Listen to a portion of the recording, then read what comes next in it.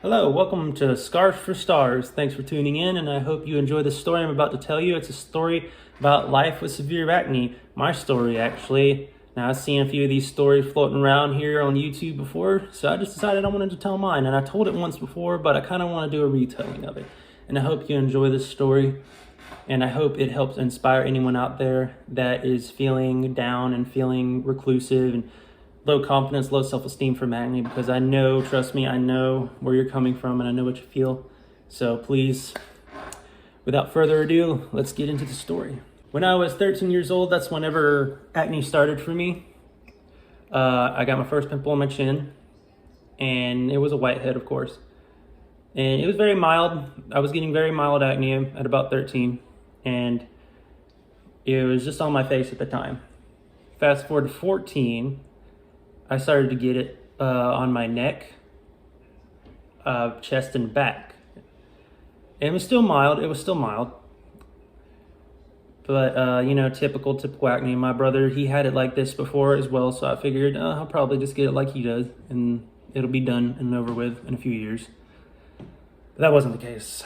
About 15 years old, it started to take a turn for the worse. I started to develop these big cyst-like boils, the best way I can describe them. They were pussy and swollen, red, and they were soft. And whenever they would erupt, I ain't gonna go into detail about that. But I know one thing is, it would look like the tissue was poking out of my skin, and that was probably the worst of it. And it was so painful, man. It was horrible. It was hard to sleep, hard to shower, hard to sit in a chair even. And let me start on the bed. Anybody suffering from this type of acne will know what I mean. Whenever I went to bed at night, sometime in the night, whenever I would be sleeping, I would toss and turn, and I would have some pimples back there that were healing, in the process of healing. And somewhere in the night, I would disrupt one of them, and in the night it would scab, and I would raise up in the morning, rip that scab right off like a Band-Aid. And this would happen with not just one, but multiple pimples. And yeah, best kind of pain I could describe it. If you've ever ripped off a scab, you know what it feels like. But if it sticks to your sheet, you have no choice but to rip it off. So this was also one reason why, and later I'll talk about this some more, I got a lot of scarring on my back. As you can see, I got scarring on my face, my neck, but I also got a lot on my chest and back. I'll talk more about that later. But it was hard to shower as well, because whenever I would get in the shower, the water would start going, your pores would open up, the scabs, they would soften, and they would just pretty much fall right off, start bleeding. And it was so bad, there was times whenever I just lost it in the shower. I just lost it, I was so tired of it. And there'd be blood on the shower walls, shower curtain, the tub. It was bad.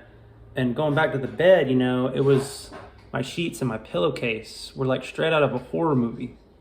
Like, Jason from Friday the 13th straight up came in there and laid a brother out. Machete holes all through that mofo. So I'm a silly guy, ignore me. The shower, the bed, it sucked.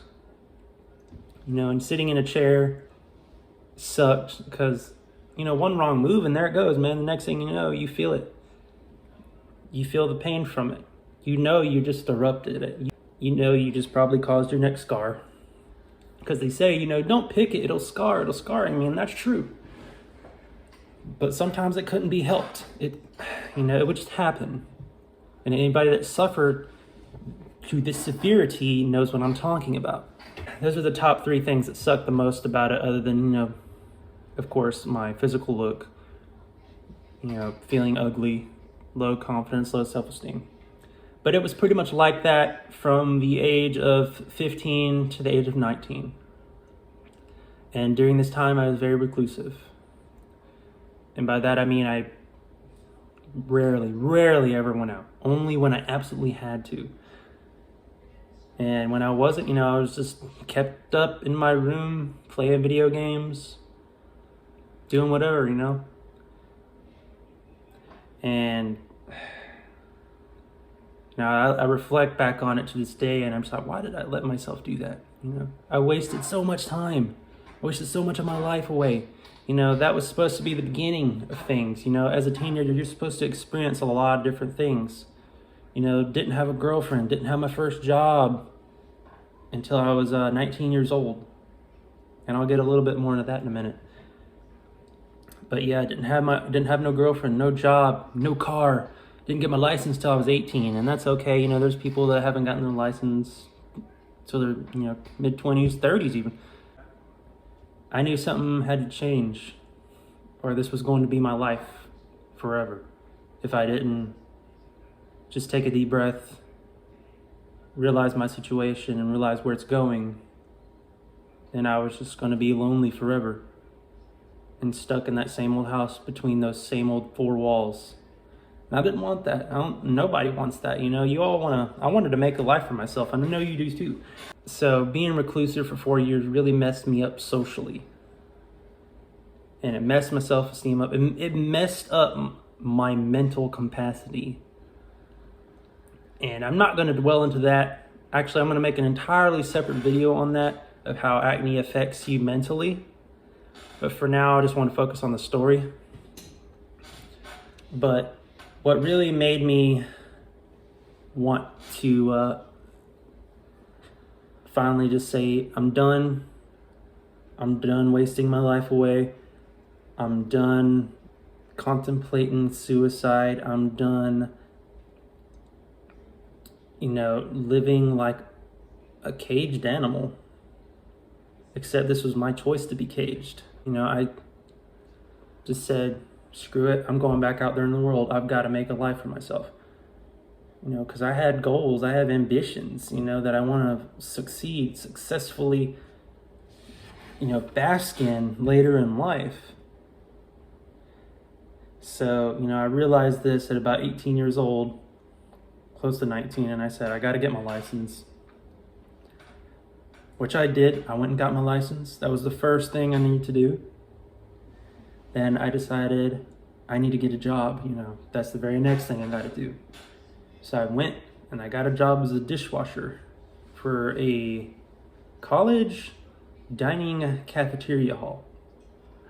And this job right here is really what helped me out of my shell.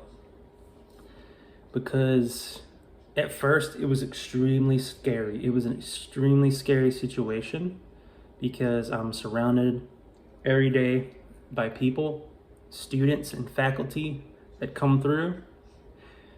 And I was always worried every day of my life that some student was going to be poking fun, laughing, haha, look at that guy. This guy's scaly face or whatever, whatever, I'm here to make money. I don't care what anybody thinks about me. Here to make a life for myself. This is the start. This is the beginning. I don't care. I had to break through. So, fortunately, I never had any issue like that there. I never had anybody come up to me and say a bad thing about my acne. In fact, I actually made a lot of good friends there. Even went to some parties there. But I ain't gonna get all in all that because that's not the point of the story. But that job really helped me. And that's another thing. If you're feeling reclusive, you want to try to become better socially, getting a job is one of the best things you can do. Getting a job around people. It's all about repetition. Forcing yourself to be around others is what helps you get used to the idea. Of course, some people out there just don't like to be around people in general. But, you want to be out there making a life for yourself, be social, you're going to have to. So getting a job is one of the best things you can do. If you don't got a job, you suffer from acne, I'm just going to let you know that really helps. That helped me a lot. I wouldn't be the person I am. I wouldn't be as confident as I am nowadays if it if it wasn't for that job. After I got my job, I worked there for about 3.5 years. And, you know, but let me back things up here. I'm getting a little ahead of myself. I want to get to the point when my acne started to actually settle down. Because right now it doesn't look like it. But it doesn't look that bad. You can see I got scarrings and stuff like that. But it's nothing like it used to be. Nothing, nowhere near. Every once in a while I'll have a bad case pop up. So I want to get into the treatment side of things before I go any further into the future. So I went to the dermatologist for the first time back in 2010. I was 20 years old. And my acne was still pretty significantly bad. So I went in there, the doctor looked at me, and there was a few nurses in there as well. Not even 10 seconds, looking me over, he's instantly pulls out his pen and paper, instantly writes me a prescription for isotretinoin. He was like, yeah, there's nothing that's going to help this except this drug right here. So I was like, there's no creams or anything? He's like, no. And he said, your acne is so significantly bad. You know, he's actually seen some cases like that. And he's tried cream before on some of these cases, and to no avail. Isotretinoin is the only thing that was able to help. So here I am, prescribed isotretinoin, and you know, and I'm nervous because I've heard strange and sometimes severe side effects occurring from this drug. About 3 months I'm into the drug, and I have to be taken off of it because I had an issue go on with the drug. But even in those 3 months, it really helped a lot. So you know, I only had the common side effects of like dry lips, not runny, but bloody nose, dry skin. But the 3rd month I started getting these headaches, and they thought the drug was causing it, but it wasn't the drugs in the end. But I had to get taken off then, and they just left me off of it. And it helped my acne so much that they decided to put me on a cream that could hopefully help the rest, but that didn't really help much either. Helped a tiny bit, but not much. It was called Tazaract. Maybe if you might have been on it, you might have had success with it. Let me know if you did, you know. So after my acne cooled down, I got a lot more confidence in myself. I got me a couple of girlfriends here and there, dated for a while. But my self-esteem was never really quite there, you know, not quite where I wanted it. Because I had all the scars. And that's the other thing I want to talk about, the scars. Is that's mostly what I'm left with now. And that's the biggest burden. Because most of my scars are untreatable. They are a little bit. You know, I believe I have just about every single type of acne scar. But the ones I have the most are hypertrophic and keloid. Mostly hypertrophic. These can be treated. It's a lot of money though. A lot of money. Lots and lots. I've gotten more used to them over the years, you know, more accepting of them. Because, you know, it is what it is at the same time. I can and I will eventually go get help for them. But until then, right now, I'm just living my life. I'm pretty content with it, you know, and the other things I've done. I also wanted to talk about, you know, where life has brought me. And I hope this part of the video also inspires you too, to let you know that it can be done, that you can live your life and get to this point. You know, there's a lot of things that I won't go into in my life that are personal,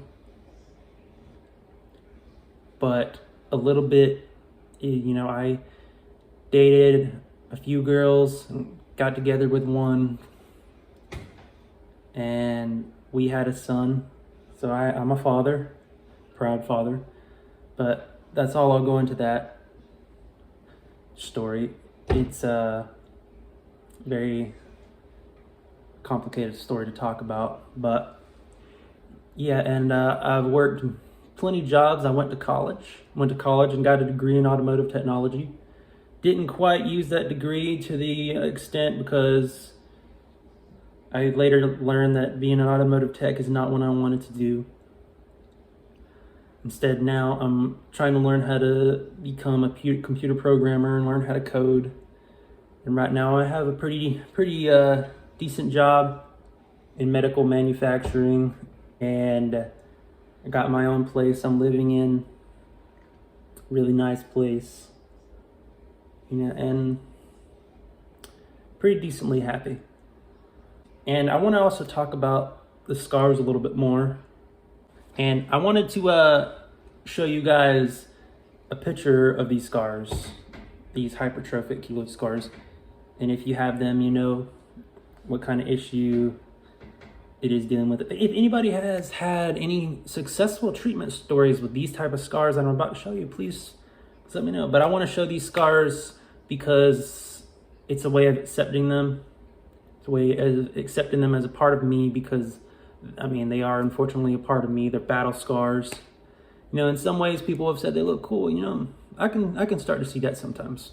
But, you know, it is hard at the same time looking around at people that have perfectly clear skin, you know, can take off their shirt like it's no big deal, going to the beach or going to the pool, showing the washboard abs off. Like, yeah, strutting these stuff. Not something that's easy for me to do. But anyway, here are the pictures of my scars, and I'll put them right here.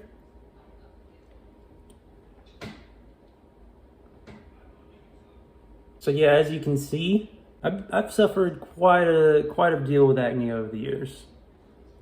It's definitely left its mark on me, definitely. Now, I didn't really show my face too much in that, but I can kind of show it here on camera if you can see that.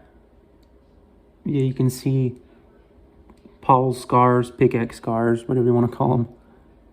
They're on my neck too. Hopefully the light from the computer screen is showing them enough.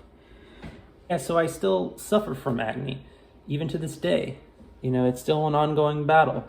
You know, I'm hoping next year I can hit the dermatologist's office and hopefully they can help me again. But until then, I just got to be content with who I am and live my life. And I know you can do the same. I know you can do the same. Trust. So if you're sitting there right now, if you're watching this, and if you're feeling down about yourself, you hate the way you look, you hate your self-esteem, self-confidence feels non-existent, so you can do it. You can go out there, you can build all that back up, and you can make a life for yourself. Because I did. Nothing is impossible, as they always say. There's actually one of my favorite quotes out there that I want to tell you guys, and you might have heard it before, but I just like to say it again. It's an old ancient proverb, actually. It's, if you can conquer the enemy from within, the enemy outside will do you no harm. And what I mean by that is you are your own worst critic. This right here, this is the worst enemy. More so than anyone out there in the world right now. Because when you go and you look in that mirror every morning and you see that staring back at you, because you want to see clear skin, you want to see perfection. And then you down yourself, you put yourself down, become extremely judgmental about your skin. That ruins the whole day for you right there, man. Avoid mirrors is some of the best advice I can give you. And I know sometimes we can't, because sometimes we gotta look nice, we gotta make our hair nice, and we got to put on makeup, and we got to straighten our hair, we got to shave our face. It's hard to avoid mirrors. But the best advice I can give you is don't judge yourself, and don't let anyone out there judge you, because you're a great person. You can go out there and make something of yourself. You don't have to be reclusive. You don't have to be scared. I know, and it's going to be a very slow process, trust me. It was for me. It took me quite a few years, but I did it. And I know you can too. And I hope this video inspires you to in some way, shape or form. You know, I think that's about it for the story. I don't want to drag it on too long, or we're going to be talking about this for 2 hours. I think that's about it for the story. Please let me know what you thought about it. Leave some comments for me. Also, tell me your story. Tell me about how it was for you when you were growing up with acne. Tell me where you are now. Tell me if you ever had to break through your boundaries. I'm all ears, man, or all eyes in this case. But let's just say, like, I'm there actually listening to you. I hope you guys enjoyed the video, and I hope you subscribe. I plan on making many more videos like this, talking about different topics related to acne and how it affects us. I know the next one will definitely probably be mentally, how it affects us mentally. So please stay tuned for that. And I hope you guys have an awesome day. And I'll see you next time.